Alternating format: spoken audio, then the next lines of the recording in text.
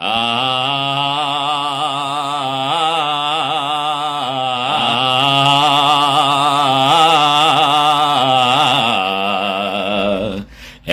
mori dušmanke prokleta da si. Kao Selimova Želčevski su ujedno. Ej, kako se doznavaат некои работи. И јас ја, пак, тоа многу ми се свиѓа ова политичке партии која ќе кажат онака, она нека каже, овој нека, сега ја вака пак име. Нека каже Венко, зашто збореа на јахтата со Заев? А? Нека каже. А све се дознава. А овој, не, вака сега, ова е исто варијанта. Нека каже Венко. Дали, она знаеш како се да се исчистиш себе, да се иземеш дека ти нешто тврдиш, демек друг нека каже. Па и сега. Нека каже Венко. Дали на јахтата со Заев? Сигурно не седеа тука да јадат, да пијат, да пивнат за пички, да прават муавет за ова, за она. Него со цел седнали. Ама нека каже. Дали правеа муавет за километарски изборни листи, да идат со независни кандидати, пошто се свесни за тешкиот пораз што ги чека, особено за нивната Каја као градоначалник на Скопје. Свесни за поразот, тргнаа со 39 кандидати независни, унаводници за градоначалници, за да внесат смут и за евентуално тие после да ги пренасочат гласовите како демек за да влезе овој ако влезе у втор круг, не знам, да си дадат поише шанси. Нека каже дали за тоа беше состанокот на јахта. Ја не знам, он нека каже. Тоа е една работа. Втора работа. Апропо со Селимова Желчевски, нели почнува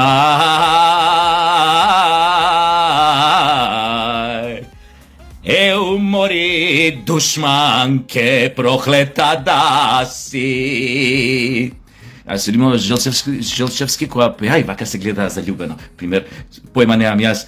Се ноштите видов, мое мило драго, под пенџер седеше. И тоа Желчевски на Селимова така и заљубен. А после овако и ја, негов стих кој има, му вика, ваќе се сврти на него и она. Леле, какво момче ти тогаш беше, многу се заљуби. И така се гледа, пото така и вие се гледаат заљубени. Тоа беа Селимова Желчевски, легенди на македонската народна музика. Него кај застанав? Дечки, после ова, францускиот предлог кога стана предлог на Европската унија, нели сметате дека може би е време македонците чисто да излезат на референдум, да кажат колку денес, колку во овој миг ја љубат Европската ни унија. Мислам дека сега кога би се правил некој референдум или некоја, не знам како да ја наречете, форма на гласање, за да се испита јавното мислење, мислам дека повеќе од 80% македонци ќе гласаат против Европската унија. Зошто? Кој е виновен? Често знаат одгоре да кажат. Тоа е обично бугарско масло, ама често знаат да кажат српски свет, не знам, не туркале во рацете на Путин, на Орбан, нели српски свет. И знаете што е најтрагично? Што они у тоа што тоа уопште не е точно. Но ако и постои некоја назнака за таква работа, европијаните, оние од унијата треба да знаат дека се тие главни виновници, ако утре ние паднеме во прегратките, не знам, на српски, руски, унгарски, кинески, не знам каков друг свет. Говеда од Европската унија. Вие сте главните виновници. Овој народ не е глуп. 35 години гледа како го манипулирате, чувства на своја кожа. И на крај бугарите најубаво ви дојда за да ситирате по своето, за да не држите на страна. Оти такви неперотини примивте унијата, па шо ние кусо останавме? Веруете, не сме ништо полоши од некои неперотини кои што ги примивте унијата. И напротив, не само што не сме биле полоши, туку сме биле многу подобри. Згора на се, народ кој што го докажал својот слободарски менталитет и кој што секогаш бил на страната на послабите, на страната на угнетените, на страната на доброто, заколнати антифашисти, подедовци баби, менталниот склоп ни антифашистички. За разлика од оној горе во унијата. Кај што знаеме, кој тоа и колку нацисти од Германија, фашисти од Италија, усташи од тогашната независна држава Хрватска на Павлич, кој колку од нив спаси, зошто ги спасуваше, дали преку каналот на Сторците, преку Ватикан, дали преку операцијата Paperclip, спајалица, кога ги извлекуваше нацистичките научници, лекари итн. Во Америка, Божем, да им се нашле, или разни официри на Гестапо, или на, како се викаше ова германската војна тајна служба, ајде да го ебам сега. Сега ми се сплетка јазикот, нема вез. АННРБ, така се викаше. И демек со оправдување да им се нашле во борбата против комунизмот и Сталин. Така да не очекувате од внуци, правнуци на овие припадници и на највисоки ешалони на нацистичките, фашистички режими низ Европа во Втора светска војна, што сега се, кои што после и Втората светска војна некои работеа и министри од одредени држави. У Германија, ако бил официр, официр на Гестапо, министер за надворешни, министер за одбрана, имало такви случаи, Обединети нации, високи функции од тие, од Вермахтот или нацисти или вамо или тамо. Што значи, мене односот на Европската унија кон нас воопшто не ме чуди. Воопшто.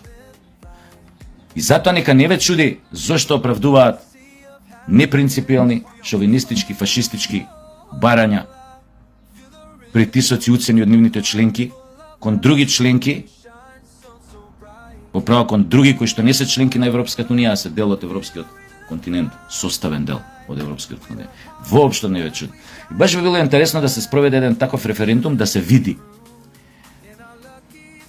колку уште од нас сме за Европската унија. Оти логичното однесување на еден човек во ситуација кога е понижуван е она што му се случи на Трамп со премиерот на Индија Мади, или се викаше Мади, мислам се вика, тој премиерот на Индија. Една земја сојузник, една од демократска држава Индија, еден од најголемите сојузници на Америка, одеднаш му сврте грб на Трамп. И падна во прегратките на Путин и овој Си Джиао Пинг, како се вика кинескиот председател. Зошто се случи тоа? Затоа што Трамп, воден од неговата поима неам ексибиционистичка бизнис логика, им наметна високи царини на Индија, 30 и нешто посто, и плюс им опне уште 15% казна на тие царини, затоа што купуеле газ од Русија. Нормална држава, суверена, самоуверена, со добар лидер, тоа го свати како огромна навреда, атак врз економскиот систем на Индија, атак кон индискиот народ. И што направи? На Шангајскиот собир за соработка, Мади се појави и почна да се гушка со кинезот и со Владимир Владимирович Путин и со Ким Ил Чун. И сега побесне американците. Ама како може нашиот пријател Индија да отиде во прегратките на Путин и Си Джиао Пинг? Имаат страхотен проблем за патњациве со логиката и со дефиницијата на тоа што е пријател. Пријателот никогаш не те понижува. Пријателот никогаш не ти прави зло. Пријателот не ти наметнува царини за да те осиромаши. Или да ти ги земе парите или ова. Оној што ти е пријател не бара од тебе отстапки за да се понижиш, да се осетиш посрано, непријатно, поразено. Не ти е пријател оној кој што му помага на твојот непријател да те понижи, да те посрами, како што е во случајот во Европската унија. Кој што му помага на нашиот непријател во намерата да ја бугаризира Македонија по секоја цена. Нормални држави, самоуверени, суверени, бегаат од таквите, така наречени, пријатели. И ако некој до сега не му беше јасно, после Шангајскиот собир за соработка, треба да му стане јасно дека пред нас Веќе се роди нов свет.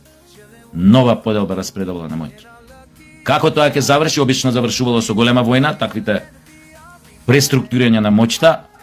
Со оглед на тоа, ако се земе дека во Европската унија вчера ли која беше тоа, имаше повик за појачување на капацитетите на болниците, за примање на ранети, за оваа зона очекуваат во наредни, како пишеше, 80 до 500 денови или до колку денови, не знам беше тоа, очекуваат војна.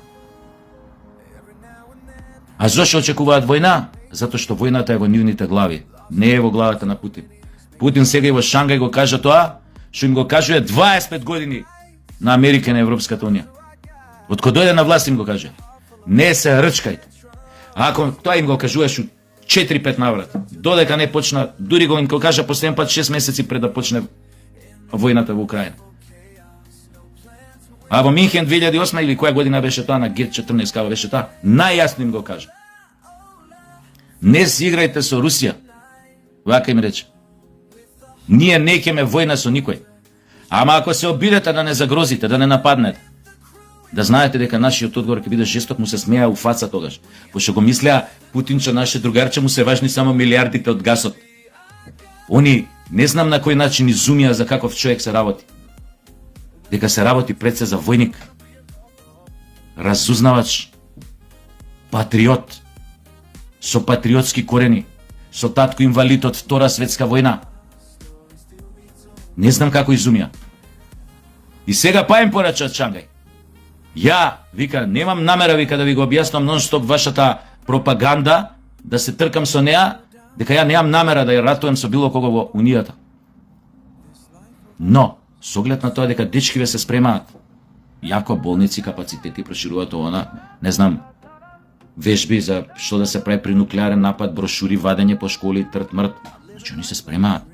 А овој им кажам, не бе, нема да ме нападнам. Значи, у нивните глави е да направат срање. До тамо е излезена од колосек работата. А ние, стварно треба чисто, нека биде консултативен референдумот, бе. Не мора ништо, нека тераат па ако сакаат нашиве кон напатот кон Европскиот, нема чисто еден, овој пат стварно консултативен. Колку сакате да влезете, овој чисто да видиме проценти. За да сватат и тие горе, да им пратиме порака, што мислиме за нив и какви срања може да направат со нивната самоубиствена политика. Не само кон големи гревои, кон вакви мали народи, кои што сме ние, него и многу поголеми заебанци.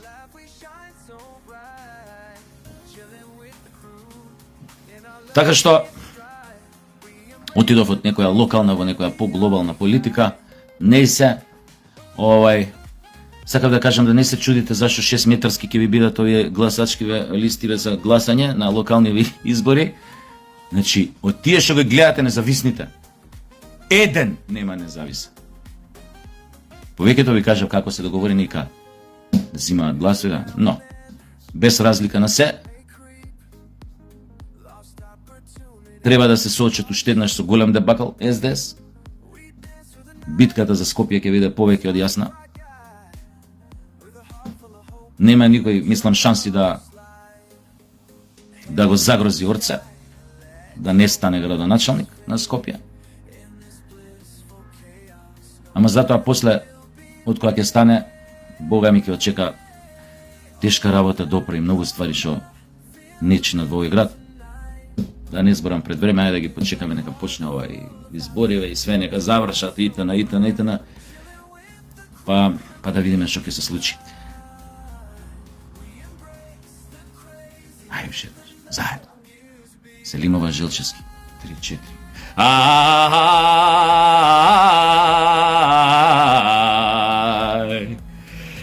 Умори, душманке, проклета да си. Ајде, мајка.